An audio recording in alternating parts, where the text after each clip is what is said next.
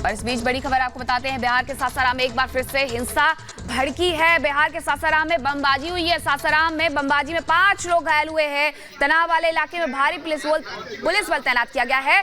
Flag march भी police ने किया है और 8 लोगों को हिरासत में लिया गया है।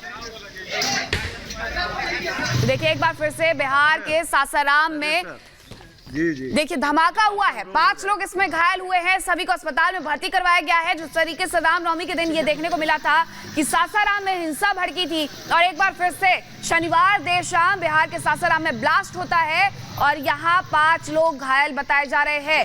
सिर्फ सासाराम ही नहीं बल्कि बिहार शरीफ में भी हालात कुछ अच्छे नहीं हैं और धारा 144 लगाई गई है। ऐसे में मुख्यमंत्री के द्वारा भी लगातार ये कहा जा रहा है कि आरोपियों को बख्शा नहीं जाएगा, लेकिन अभी जो स्थिति है वो बेहद खराब है क्योंकि सासाराम में पहले तो यहाँ पर उपद्रवियों ने उपद्रव मचाया और उसके बाद अब एक धमाका। और बिहार के 2 जिले सासाराम और नालंदा हिंसा की आग में जल रहे हैं। शनिवार को एक बार फिर से सासाराम और नालंदा में हिंसा भड़क गई। सासाराम में बमबारी हुई, पत्थर फेंके गए। रिपोर्ट देखिए।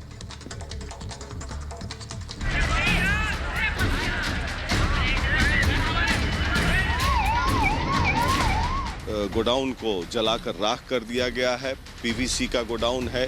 करोड़ों की क्षति हुई है यहाँ पर और जो उपद्रवी हैं इस पूरे इलाके में घुसकर जबरन आग लगाने लगे। कौन है वो अराजक तत्व जिन्होंने बमबारी की थी? हालांकि 8 लोग हिरासत में तो लिए गए हैं। रामनवमी के दिन भर की हिंसा थमने का नाम नहीं ले रही है। बिहार हो, पश्चिम बंगाल हो या फिर महाराष्ट्र का संभाजी नगर, हिंसा वाली जगह पर अभी भी हालात तनावपूर्ण बने हुए हैं। लेकिन बिहार में हालात बिगड़ते जा रहे हैं। बिहार के 2 जिले सासाराम और नालंदा हिंसा की आग में जल रहे हैं। रामनवमी के दिन हुई आगजनी, तोड़-फोड़ और पत्थरबाजी ने हाल बेहाल कर दिया है। उपद्रवी लगातार माहौल को बिगाड़ने के लिए साजिशें रच रहे हैं। शनिवार को एक बार फिर से सासाराम और नालंदा में हिंसा भड़क गई। सासाराम में बमबारी हुई, पत्थर फेंके गए। बम ब्लास्ट में 5 लोग गंभीर रूप से घायल हुए हैं, जिन्हें इलाज के लिए सदर अस्पताल में भर्ती कराया गया है। सासाराम के सफूलागंज में फिर हिंसा भड़क जाने पर पुलिस ने इलाके के घरों में तलाशी अभियान चलाया है। इसमें 8 और लोगों को हिरासत में लिया गया है। 31 के दोपहर में एक जैसे र्यूमर उड़ा और उसके बाद 2 समुदाय के बीच में कुछ 1-2 जगहों पे कुछ घटनाएं हुई हैं, लेकिन उसी समय एसपी साहब और हमारे द्वारा सिचुएशन को नियंत्रित रखा गया है और शाम से ही भारी संख्या में फोर्स मजिस्ट्रेट डिप्यूटेशन हुआ है। इसके बीच में शरारती लोग जो हैं उनके द्वारा बहुत सी अफवाहें फैलाई जा रही थी, उसमें से भी कुछ गिरफ्तारियां हम लोग के साइड से हुई हैं। सासाराम में भड़कती हिंसा लोगों के बढ़ते डर का कारण बन रही है। लोगों के दिलों में दहशत का माहौल है। यहाँ रहने वाले कुछ हिंदू परिवार पलायन कर चुके हैं। इतना ही नहीं, बेकाबू हालात को देखते हुए सासाराम नगर के सभी सरकारी और प्राइवेट स्कूलों को भी 4 अप्रैल तक के लिए बंद करने का आदेश दिया गया है। इसके अलावा कोचिंग संस्थानों को भी बंद करने के निर्देश जारी किया गया है।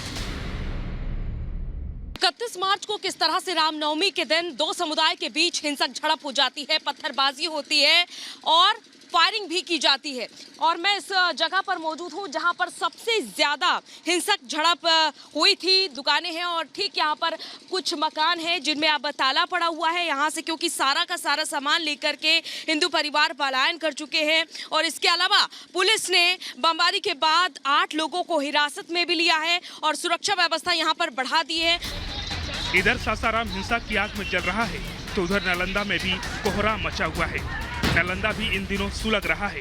रामनवमी के दिन हुई हिंसा के बाद जहां पुलिस फोर्स बड़ी संख्या में तैनात है, तो वहीं शनिवार को नालंदा में भी 2 गुटों में फायरिंग हो गई। बताया जा रहा है कि कई लोग नालंदा में हुई फायरिंग में घायल हुए हैं, जिन्हें इलाज के लिए पास के अस्पताल में भर्ती कराया गया है। बिहार के नालंदा में बढ़ती हिंसा के चलते धारा 144 लगाई गई है। नालंदा के डीएम के आदेश के बाद इलाके में 48 घंटों के लिए धारा 144 लगाई गई है। अब तक हिंसा के आरोप में 27 लोग गिरफ्तार किए गए हैं। इंटरनेट सेवाओं को भी बंद कर दिया गया है। अभी तक 8 प्राथमिकी दर्ज हुई है लहेरी और बिहार शरीफ थानों में, जिसमें 2 प्राथमिकी प्रशासन के द्वारा और अन्य प्राथमिकी लोगों के द्वारा की गई है और बाकी लोग भी धीरे धीरे टर्न अप कर रहे हैं जिनके विरुद्ध घटनाएं हुई हैं, और सभी का प्राथमिकी हम लोग दर्ज करा रहे हैं। नहीं, मंशा यही है कि जितनी भी घटनाएं हुई हैं सभी घटना की प्राथमिकी और सभी घटना की अलग अलग जांच हो, ताकि हर घटना के जो डिस्टर्बिंग एलिमेंट हैं उनको चिन्हित करके सभी पे कार्रवाई की जा सके। नेट सेवा भी आप लोगों ने बाधित की? हाँ, इंटरनेट सेवा बाधित की गई है। हिंसा और आगजनी की ये तस्वीरें देखकर कहा